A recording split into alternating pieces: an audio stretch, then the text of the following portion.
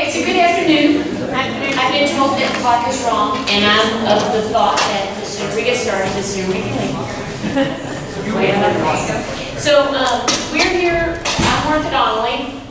I'm Deborah Colossi, Isabel Fisher. We're all at University Park, and we all teach the co-rec classes. I teach the 1332 and the 0232, as well as all of us teach the 0314 and 1314.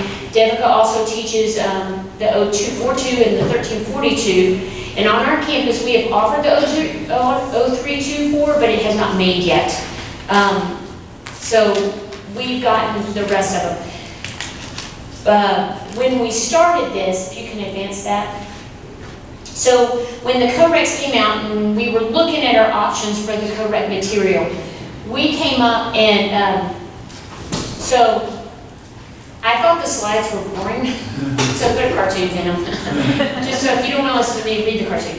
So, but when we started, So when we started, we knew that we were going to have something for the 0314, and when we started looking around, we looked at different textbooks, we looked at different avenues, online as well as paper pencil, physical textbook, things like that.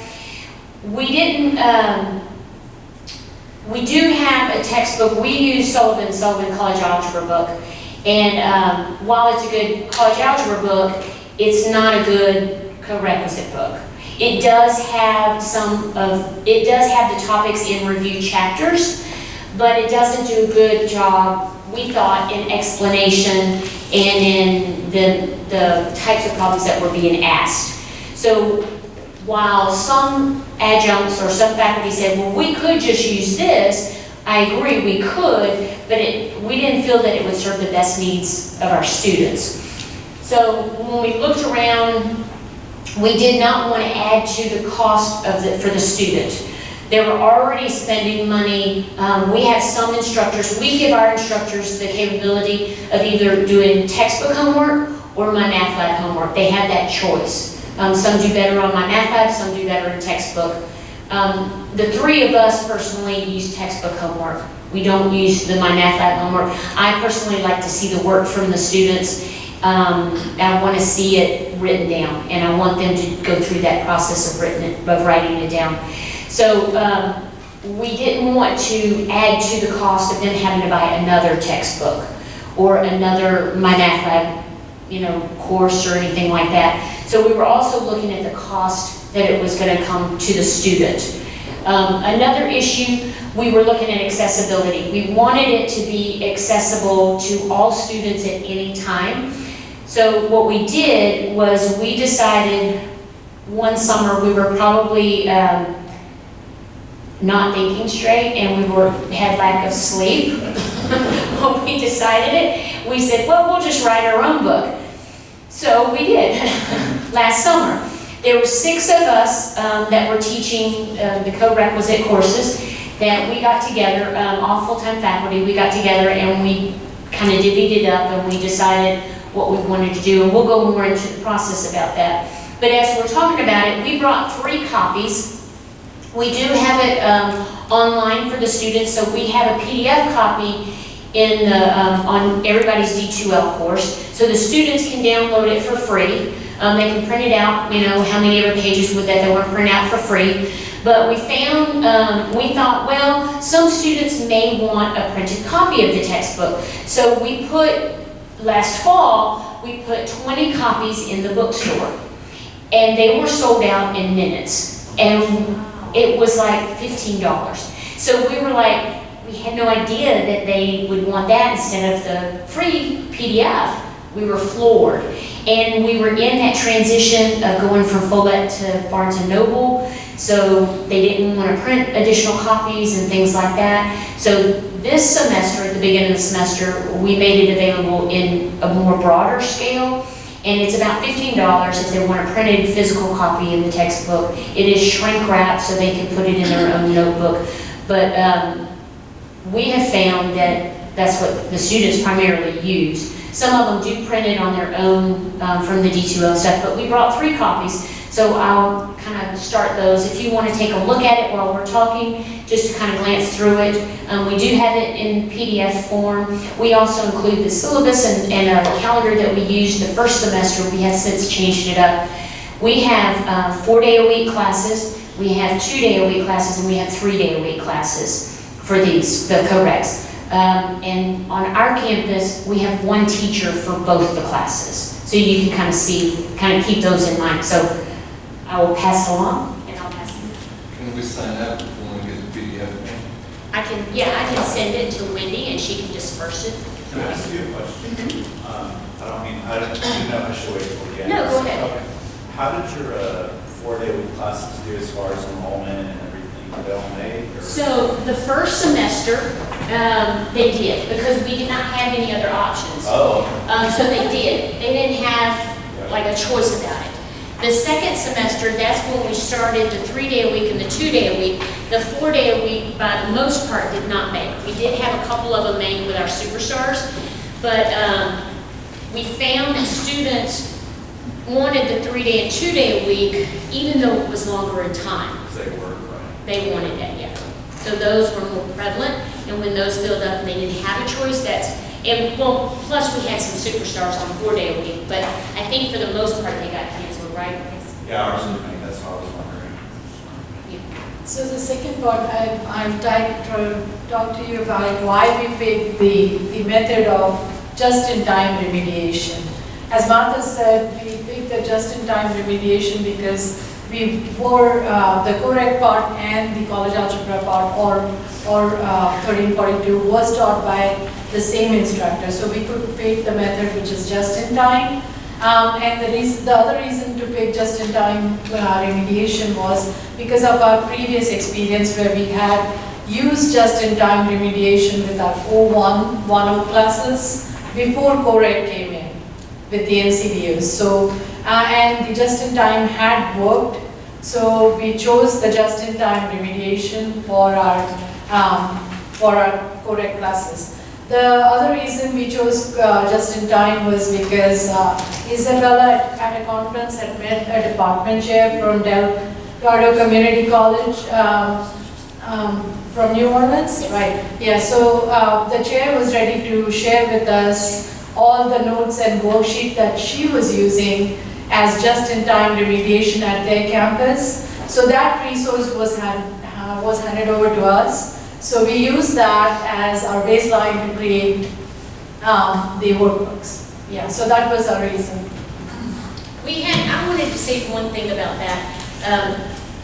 On the just-in-time, what I found in my classes, so we teach a class so automatically that you're kind of like, you've got the textbook and it came next in the textbook, so you taught it next. Or, you know, you taught like that section, that topic is in that section, so you taught it. And we do it remotely, we do it so automatically that the just-in-time caused me to think about why was I teaching this topic at this time? And what did I need to teach before I taught this particular topic? And sometimes, for example, long division and synthetic division. Typically, for college algebra, for the preceding course in 0310, we teach long division, or in 0308, we teach long division and synthetic division together, right? We typically teach them together. And it's because it's division. We would teach those together.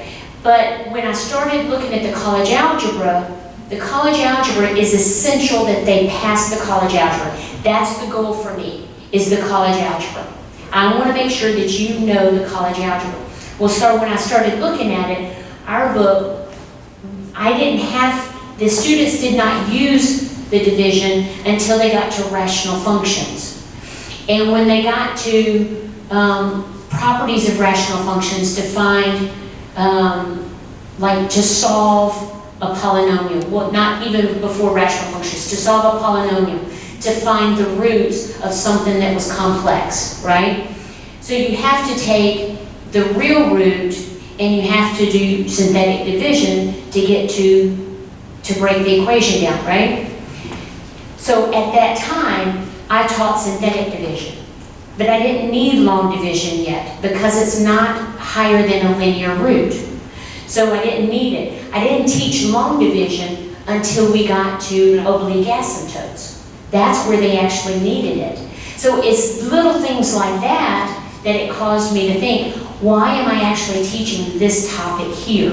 Would it be better fit somewhere else? You know, so we teach the topic right before they need it in the college algebra part, because that's the goal. The goal is for them to pass the college algebra. So I look specifically at the college algebra, what exactly do they need right here? And that's when I teach it. It may be a 20-minute lesson, it may be a whole class period lesson, it may be a 5-minute lesson. It depends on the skill itself. Okay, so I get to talk about the process. And Martha's already mentioned a little bit about this. So what we did is 6 of us got together, and I had a lot of material from faculty in Delgado Community College. She shared it with us, which was great. And we sat through and one summer said, okay, these are the sections we cover in college algebra. For each section, what is it that they need? So, you know, at the beginning of the section, there's that prerequisite. So we looked at all those things. And then we said, okay, those are the just-in-time topics that are necessary for them to have for this section. And then we made this calendar and we broke it up into 6 different units, and everybody got a unit, and everybody had 2 weeks, go home, write the guided notes, write the practice problems, write the example problems, then let's get all back together and fix format. And that's really what we did in terms of making the book. So it took a lot. I mean, it sounds like it was really quick. It took a lot of days. And like I said, it was about 2 weeks for each one of us to go home and like write up our own piece and then come back. Yes? The chapters in here are the college algebra Yes. chapter numbers? It's based off of our textbook that we're using for college algebra. Yes. Right, yes. So that's how we made the textbook. So again, we just kind of sat through, all of us, what is it that they need? What is the prerequisite topic? And then we said, okay, these topics go together, so this is unit 1. These topics go together, this is unit 2. And then we just divided it up amongst ourselves, came back, and again, fixed formatting.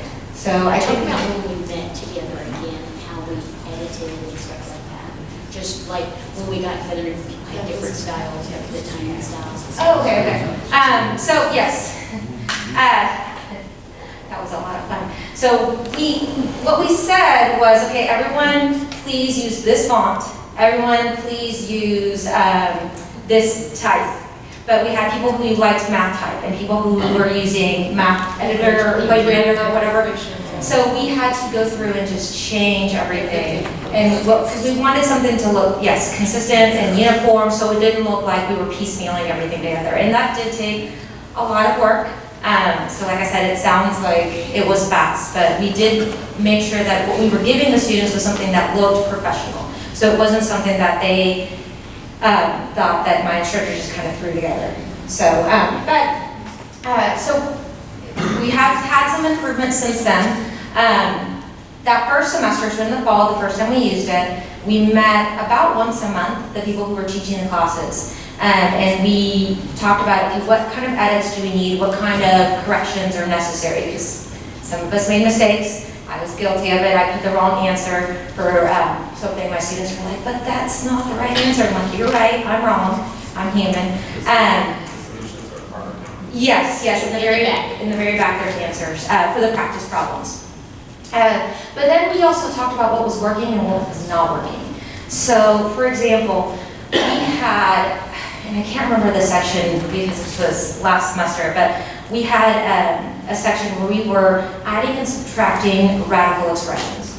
And really the only thing that we needed our students to do was simplify or rationalize. So why am I teaching this? So we went through and said, okay, let's make this a better book. So we took out all these things that we didn't think were necessary.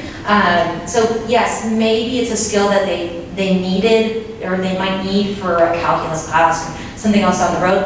But right now, if I want you to pass college algebra, I don't care if you can add and subtract radical equation. I don't care. I do not care. So we went through and we looked at it. It was the assessment. And so we tried to make it as easy as possible. We added practice problems. We still don't have enough because sometimes it's not enough practice for them. And that was a complaint from my students as well, that they wanted more practice. So we did add a little bit more for our exam, or not for our exams, but for the book. And then we also went from 6 units to 5 units, or we kind of went away from 6 because we were having 6 exams. So these poor students were having 6 exams and a final, and it was too much for them. And especially when we cut back to the 2-day-a-week classes, it was too much for our students. Yeah, so, but then the next portion that I was just going to talk about is what we're kind of doing now after the spring, so using it twice. So every instructor gets to choose how they want to use it. I have guided notes for my college algebra class. So this semester what I did is, it was very confusing to my students, where it's, do I bring my co-rec book or do I bring my college algebra notes? What are we doing today? So I merged the documents, all the documents into one PDF, and that's what I put in their detail. And I said, you bring this, you print this. I renumbered it. So I said, this is the page that I'm on. So they don't have to worry about, okay, what was I supposed to bring? So everything is, one topic goes after the next. So I've done that. And I think Devin is going to be doing that with her guided notes. But that's because we use guided notes. Other professors who just use the whiteboard for their college algebra, they say, okay, bring this with you every day, and then when we don't need it, we just put it away and we'll do the whiteboard. The other thing that we've noticed and that we're going to do is just try to make things a lot more, well, our students were failing in the connection, so connecting one material to the next. So we've decided we're going to start putting more graphs or pictures or things for example, we were doing rational functions and graphing rational functions. So we're introducing everything to them with pictures. So instead of saying, okay, this is an asymptote, we show a picture of a graph and then we say, okay, this is what you're looking at. Can you find the asymptote? And then relate it to domain. Why is the domain what it is? So we've decided that one of the things we're going to be doing this summer is revamping it a little more to allow for more conceptual based and like graphs in there. So I think that's all we have. I think we did want to connect it because we are finding, I know I found in my classes, that some students were not making the connection of the graphical and the algebraic. So we want to introduce it this time with the graphical and then go into the algebraic. We also found sometimes that the students, like, I know that some of us have different orders. So we originally had it in an order of maybe how somebody taught, but it wasn't not everybody taught it that way. So we went back to the textbook order and kept it in the textbook order, and then somebody, you can, if you teach in a different order, you can just rearrange it, things like that. So because it is very portable that way, you can just rearrange however you wanted it to. I think so far it has been good. It's very accessible. It's very easy for the students to use. I agree with Isabella. Sometimes there aren't enough practice problems in there that the students kind of need more of them. We kind of also went through the practice problems after the first time that we did it, and we leveled them, I guess you could say, with college algebra, so that some people had some practice problems from when they did the unit that were higher than a college algebra level. So we kind of backed off on that one a little bit. Another thing that we've recognized is that we need to send forward to the, like, people that are teaching trig, people that are teaching business calc and stuff like that, to send forward, hey, these skills, you need to do a just-in-time teaching in your classes. Because maybe what she was talking about, like adding radical expressions, is not in college algebra. So if you're needing to add radical expressions like in calculus, you may want to review that as you have more and more students coming into that class from a co-requisite class, and things like that we have found. So any questions? Yes, ma'am. I have several, so I don't want to hog up all the time or anything, but... Well, we finished early, so go ahead. So my first question is, I noticed that you guys have exams in 0314. No, we have our college algebra. So that's It's the college. college algebra, Okay, so right. that, okay, Right, and I think we're all doing things differently. Some of us have quizzes in 0314 and quizzes in college algebra. College algebra has all the tests though. And then I have done a college algebra quiz, but I have a sub-score for the 0314. So like for instance, if it was circles, if I had a quiz on circles, that's a college algebra topic. But completing the square and solving the equations is 0314 topic. So they would get a sub-score for their 0314 grade, and then as well as a college algebra grade off that one quiz. Okay, so then my second question is, I didn't get to look at all of the, Mhm. notebook because, or the workbook. Because I know we have a whole row here, but it looks really great. Thank you. And it looks like you put a lot of work into it. You did. Why is it only worth 5%? Well, that's also going to be different by instructor. Yeah. Oh, yeah. It's different by instructor. Because with all that work that you did, and all the work that I think the students will do in there, 5% just seems like so small to me. It depends on the instructor. Okay. As to how much. And then the last question, and I hope this isn't an inappropriate question, but I'm dying to know. What do you all do with the money? Well, it's the printing cost. Right? It is totally Barnes and Noble printing cost. Yeah, it is. Yeah. We're not getting any. Oh, sorry. We're not getting any. So Barnes and Noble is actually translated for you? Yes. Oh, that's Yeah. Yes, they will print it for us, and then they shrink wrap it. They three-hole punch it, they shrink wrap it, and they have the front and back cover. I asked for stock card, so that costs a little more. But no, that's strictly printing cost. Well, that's actually a good thing to know though, because if you ever wanted to develop one, you could use Barnes and Noble. Yes. Yes. Yes. Thank you. Yeah. Thank you. Yes, sir. Okay, well, semester prior to this semester, we had 314 and 1413 kind of separated, kind of like what you're doing now. And the downside of it was that there was so much homework for the students to do, so many things that they had to cover both classes, it was kind of overwhelming. So this semester, we changed it where basically it's almost all college, like a college algebra class, except with twice as much time. The good news for the student is that they have more time. The bad news is they're not getting the developmental material that they really need. How did you balance that? How do you make sure that they're doing what they need to do for this, but they're not overwhelmed? This is just like, if you look at the practice problem, it's just like 10 problems, which they pretty much can do in class. So they just do it in class with us as we go through that. It's like, it takes them not more than like 15, 20, so they don't have homework on this.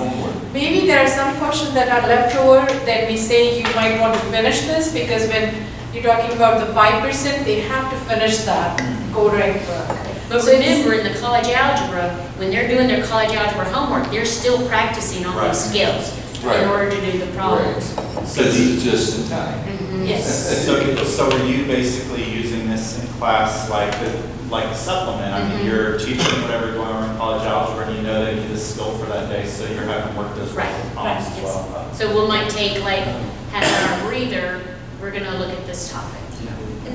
And I was just going to add to that, and it's kind of nice. So yesterday I was teaching them. We were getting into composites, and one of the things that we put in the review, which we've already done in college algebra, when we review domain. So it's great because since it's like 10 problems, we review domain with them. So right before we get to composite functions, or even when we get to logarithms, they've just seen it again. So that's one of the things I like about books, because I tell them, okay guys, we've actually learned this. This was chapter 3, but here it goes again. So it's helped us. It's a good reference, right? Because they always have it with them, and they can always go back to what they've done easily. Yes. So I'm sorry. Sorry, I'll ask you. I don't even have a question, I just have a request. When you send it out through Wendy, can you make sure it's Word so we can edit it? Yes. Okay, thank you. Yes. Good. Thank you. Good. Yes, sir. Good. I have a question, and it involves this, but it's nothing directly at you guys. It's just because we're all math people, and I just want us to all think about this. A while back when this co-rec change happened, and even before this, I saw kind of a change in mindset, and to where the math professors and the colleges are following the legislatures, which is to get students it's kind of a cost-saving thing for students, so they don't have to keep taking college courses. Also, productivity thing, getting new jobs is awesome. All that's great. That's what the opportunity is. Something I worried about initially, and then I kind of came over the other side, was some of the things like on our campus, for instance, which is North Harris, a lot of teachers were for, why do we have to go into dividing complex numbers or multiplying complex numbers? Because they don't need that in college algebra. So why do we teach that and then we used to call it 310? This is even before the co-rec stuff. And there's different philosophies, like why do we need this? And then the co-rec came and kind of accelerated that the purpose of the co-rec, obviously, is to get them ready to pass the college algebra. So some of the things that might not be necessary anymore, like the additions of radicals and things like this.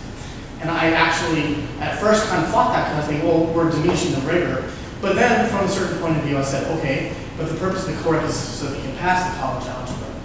Okay. I still felt bad about it. I can't explain. Okay? I felt like internally there's something wrong still. But I couldn't put my finger upon it until just about 10 minutes ago. College algebra was structured with the idea that in order to get into college algebra, you had to have certain skills. So when you're taking the different TSI or other things, it's assumed that you know, like you're going to be able to do some of those things, like combine the radicals and do some of these other things. So we started with college algebra, you're testing into college algebra where you have college algebra skills, it's already assumed you know these things. And now we're saying in order to pass college algebra, we're going to focus only on the things to get you ready to pass college algebra. And those things that were historically already assumed you knew when you get into college algebra, because they don't directly affect your knowledge in college algebra, now go by the wayside. And that concerns me deeply. And it concerns me deeply in mathematics. And it did us too. And I know as you say, okay, well, if you're going on to trigonometry or pre-calculus, we taught then. So it's shifting the whole thing. It does shift it, and we had the same conversation. And it does shift it, but I'm also just, even without understanding that, because I know, and I mean, that's an obvious thing. Okay, teach this, like if you don't even teach oblique asymptotes, some people don't in college algebra, and maybe teach that in pre-calc instead when they need it. Or nonlinear asymptotes, teach that in calculus. I'm just worried with the amount that's being shifted. I know that the calculus students already can't do all sorts of things. It concerns me not just the shifting, but if it's shifting is even appropriate, if the leaving out of the things just to get them past college algebra is actually even appropriate. But, okay, so how many of your students, have you ever asked, how many of them are going to STEM? Usually I have one or two. So I'm sorry, I have history majors that are taking my college algebra class. What do they need it for? Nothing, in my opinion. But standalone college algebra usually has a few more than the co-rec. Right, but that's standalone college, that's the college algebra course, that's not the co-rec. But that would not, like... In my viewpoint, the co-rec, a person can be on my co-rec class, a person can be on my college algebra class, and both getting credit for college algebra. Right. So in my viewpoint, there is no difference. I guess so in what you're talking about, the like rationalizing denominators, I agree with you. We have had several conversations, several arguments, bordering on arguments, not really arguments though, but well, we're women. But so on things like that, like, wait a minute, they need to know how to rationalize denominators, they really do. Because we've taught vertically, so we know that they're gonna come across that in the very next course. But that may have to be where it's taught, in the very next course. You know, and that's what it's our responsibility to convey that to the trig teachers. Hey, your students, if they are coming in from a co-rec class, more and more, they're not gonna know maybe that skill. That's what you need to incorporate. But I know, like, I also teach calculus. When we come across something, like I came across the other day, that students couldn't do this one particular skill that really they need to know how to do at a calculus level, then I said, okay, we're stopping right now, we're learning this. So, I mean, we do that right now as it is. Let me, that's where I was before. I didn't accurately describe my epiphany. Oh, okay. So this is where I was before, right where you're at, the explanation. So let me try again, because it's my fault. College algebra, we're redesigning the co-rec to fit the college algebra. But the college algebra was designed with the understanding that these things were done. So the college algebra we're redesigning for is a relic based off of the understanding that people coming into college algebra already knew how to do these skills. So you're saying compared to redesign classes. college algebra? So I think we need to look at putting these things back into college algebra and redesigning the college algebra with the co-rec. And not simply saying, because these aren't in the college algebra as it used to be, we need to push it up to higher courses. But say, if you get out of college algebra, you should know how to do these things that we in the past have assumed you did. So you just assumed you knew how to do them before college algebra. So why not say, now you should know how to do these things, now you should know how to do these things when you're done with college algebra just as before. But put it back into college algebra. But some of the college algebra students can't do the things that we would expect them to do. Some of them don't know how to factor. Some of them don't know how to rationalize, but they test in a college algebra. So I understand where you're coming from, but I think this is an old problem that's gonna, but I don't Yes. know that we can redesign college algebra, because there's just. It's just a drift that keeps happening. But that is the most jam-packed course right now as it is.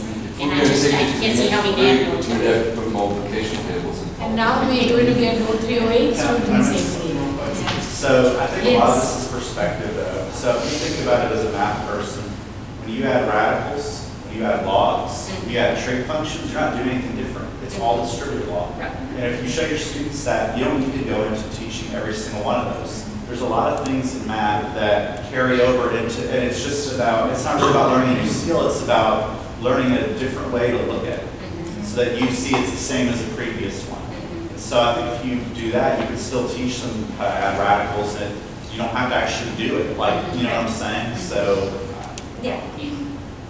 Anything else, any other questions? Or But epiphanies? that and also, Thank you, epiphanies. I think that and also the exposure. I think the more they're exposed to a topic, the more they eventually retain. And some of these students, or at least in my class, being the pre-cal, which is the foundation for the calculus courses, and they're into science and engineering, they need that. They need to keep being exposed to it. And the more they see it, the more they retain.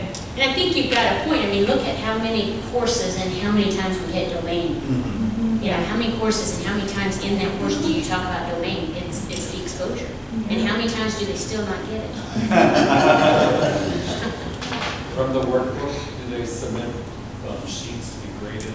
It depends on the instructor. So like last semester, on the day of the exam, I would collect from them the workbook and grade it while they were taking the exam. So they'll bring the binder in and you go. It depends on the instructor. do you I grade did that as, last semester. do you grade as completion, or do you I grade graded the as problem? completion Okay. because part of Yeah. the workbook was done in class, so I did it that way. I think it's very important for students to write math and to write math neatly, and that's why you want to see their homework problems. Yes. And I feel the same way. But I love the ease of online homework grading. And so somewhere I got from somebody, nothing I do is original. I have them do their online homework, but they have to write it out in a neat and orderly fashion. And they turn that in at the beginning of each week, the previous week's homework, because I want them to be in the habit of doing it and not finding the answer on some online program somewhere.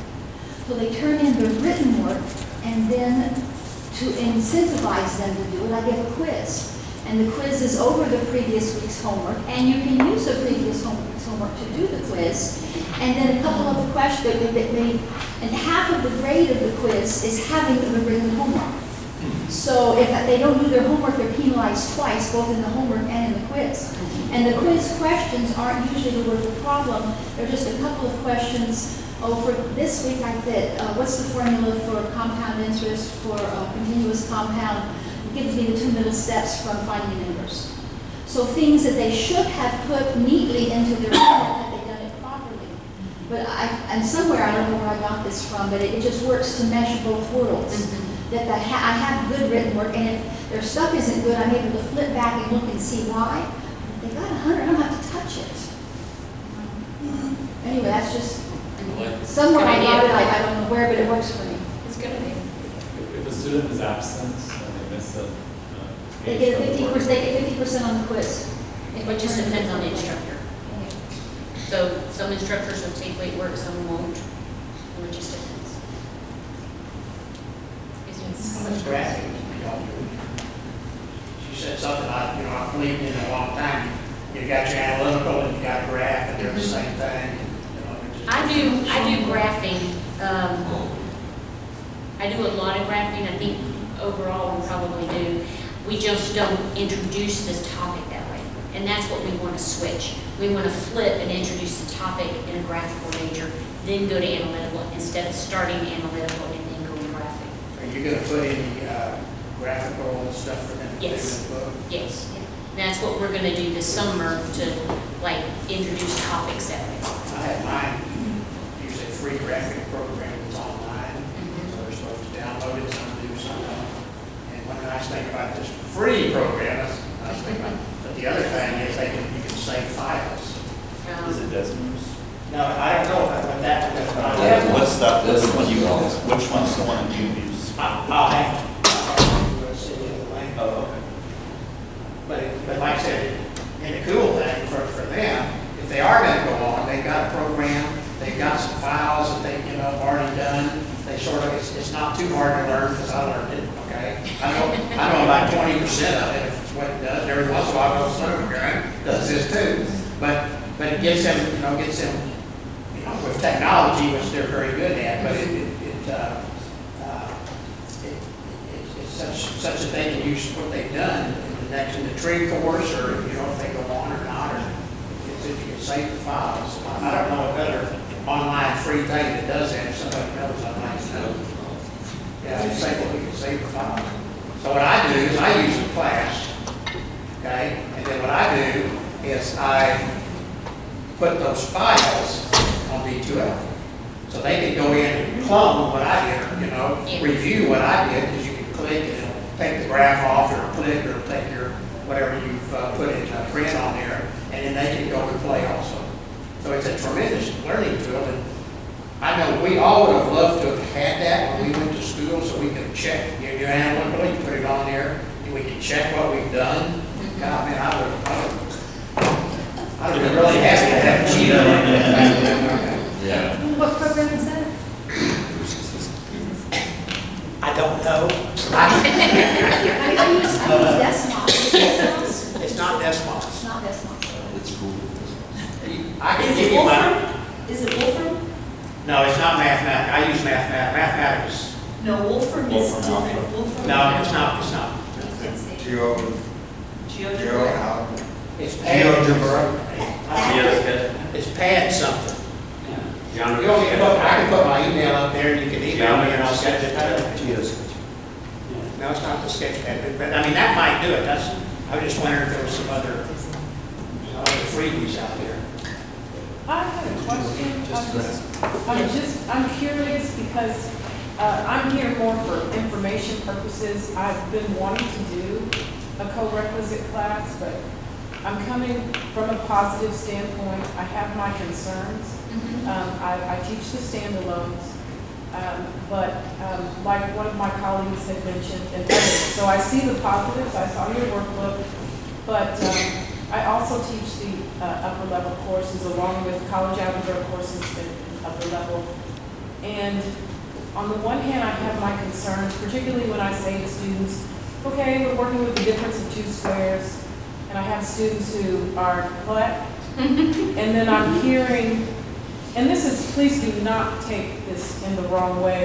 If I hear someone say, well, I don't care if you know how to do this, and we're going to take this out because you really don't need that, we're going to take this out, and when you get there, they're going to teach you this. But my expectation is no, when you come here, that is a fundamental of college algebra. So what I generally do is I'll say, okay, so in college algebra, this is what you did, so what we're going to do is we're going to go over it and review. Not I'm going to teach you, but we'll review it in the context of, because I do like to review. I look at it as from the standpoint, what if I forgot? Yeah. So let's We're still review. hitting the fundamentals of college algebra. But I do get concerned if we're doing a lot more subtraction than we're doing addition. And so by the time they get to that course, it's a case of where, even if it is a standalone and I may be going this route and this route, being that it is college algebra, For me, I'm wanting to teach this because the excitement of those possibilities of that particular population, because as a high school dropout myself who went on to get her PhD, I was one of those who was looked at as you could never be. And so I would like to participate in this, but I'm looking at, wow, I see the wonderful work you all are doing, but I'm thinking, college algebra is a wonderful course. It can lead to all these avenues, but I don't know. So what would you say for someone like me who's right there, who's wanting to do it, but I don't know, I hear that, well, no, you don't need this and you don't need that. Subtract from college algebra. Yeah. We don't subtract. No. College algebra is being covered Yes. completely in the outcomes. Yes. It's the previous developmental math that some things may have to be taught later on, but the college algebra is completed thoroughly. Yes. So So what is it I'm hearing that We're we're taking taking it away? out the of correct classes, classes, all three don't give We're a taking out multiple the choice open exam. None No, of we're the not taking- exams are we're not taking we material do from it as we were 13, teaching 14. standalone No, college no, algebra. So, I'll give you an example of what, and I can't remember your name. Yes, so I teach for the co-rec piece, I will teach my students how to add and subtract and multiply complex numbers, but I don't teach them how to divide. It's in our workbook, and I say, if you're interested, you can ask me and we'll do it after class, but you won't be dividing in college algebra. But, because you don't divide complex numbers in college algebra, we use that in, when we're finding complex zeros and we multiply and we'll add and subtract, well, we don't divide. So I'm not going to teach you that. So I don't take anything away from what I teach in college algebra, I just don't give you the prereq that might have been there. Can I ask a question that's kind of, it's what I said, it's perspective. If someone was taking the TSI and they missed all the parts that combine radicals, if they didn't know how to multiply or divide complex numbers, and they missed every single topic that we took out of the prereq, co-req, would they get credit for college algebra? Well, you have to see if they're testing into that. Because that's what I'm saying, I bet you, It's not testing, it's not testing others. TSI doesn't have. Okay, excuse me, That's what I'm saying. can we time it out? So we're not subtracting from college algebra? No, we're not subtracting. just subtracting from things that we just assumed they knew. Yeah, in fact, like our standalone college algebra, our standalone courses, our regulars courses, and our co-rec courses, for the most part, they're getting the same test. Because you want that comparison.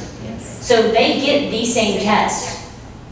The advantage by doing just-in-time remediation is we spend more time on college algebra because these students need more time learning college algebra. That is why we went for just-in-time remediation, is to spend more time in college algebra because it's so packed.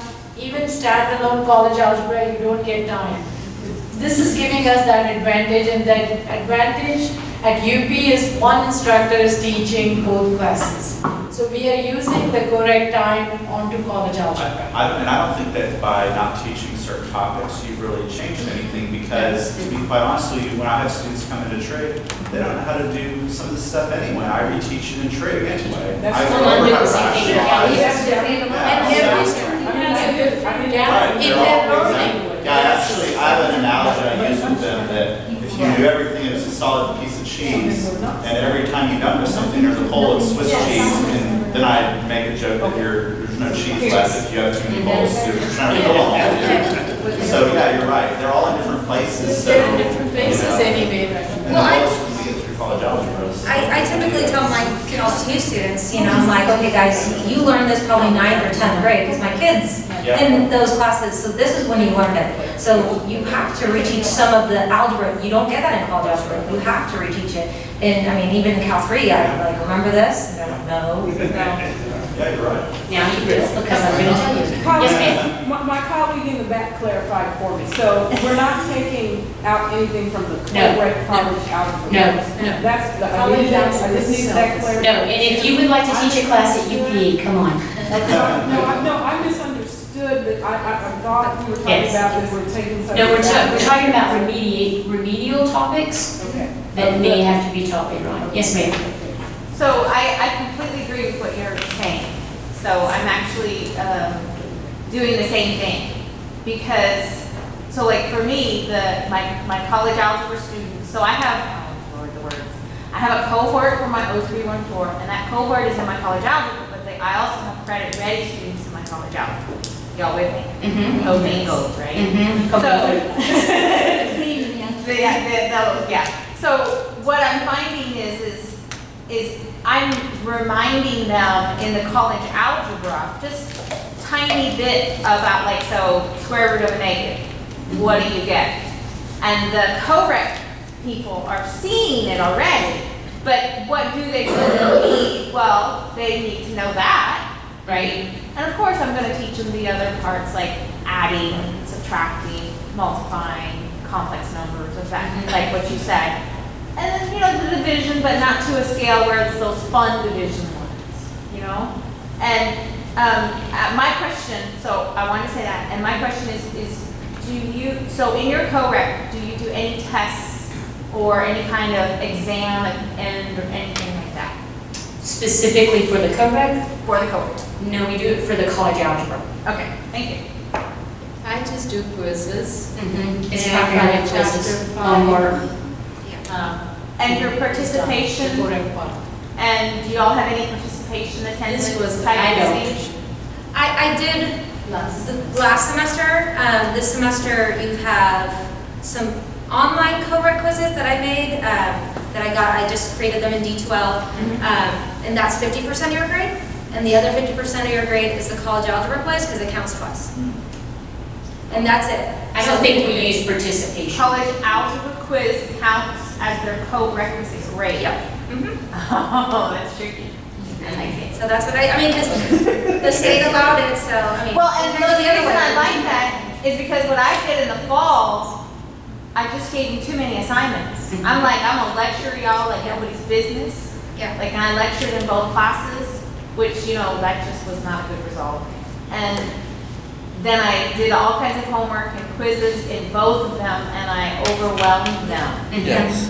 And It's so just I very easy. changed it this semester, so, Yeah. Well, that's what the feedback from my first time, the students were just, it was too much. When Yeah, I they tried told to me that put too. some co-rec stuff on an exam, it was just, they were studying two separate topics almost, and they were overwhelmed, and I'm like, I'm gonna make it as easy as possible. and I was overwhelmed. I think keeping it simple. Yeah, that's gonna be the key, is to keep it simple. It is. I think another thing that I do is pretty much we're finished with the co-rec material Yep. like about this time of the semester, and I have given them their co-rec grade. So Oh, that's good. so they know their co-rec grade. But I tell them just for an incentive, because again, passing the college algebra is the key part. So I tell them that if they score higher than that grade in the college algebra, then I'll replace that grade with the college algebra grade. So no matter what, they know what they've made. So some of them, if they've made a C in the co-rec, they know they've passed the co-rec at this point. But if they make an A or B in the college algebra, I'll replace that co-rec grade with the same grade, kind of upping it a little bit, give them a little bit more incentive to get a little better on that college algebra grade. That's a great Because idea. that's the key part of it. That's like a really great idea. It gives them an incentive Very to big kind of incentive. continue working. So are they doing the workbook? So at this point, primarily most of it they are. I think on chapter 6, which is our transcendental like logarithms and exponentials, that we review the exponents again, but that's pretty much it. Any other questions? You have 5 minutes. No, this is, no, actually, I think that's not. That's slow. Okay. Yeah, you're like 2 minutes, really. Thank you guys. That Thank you.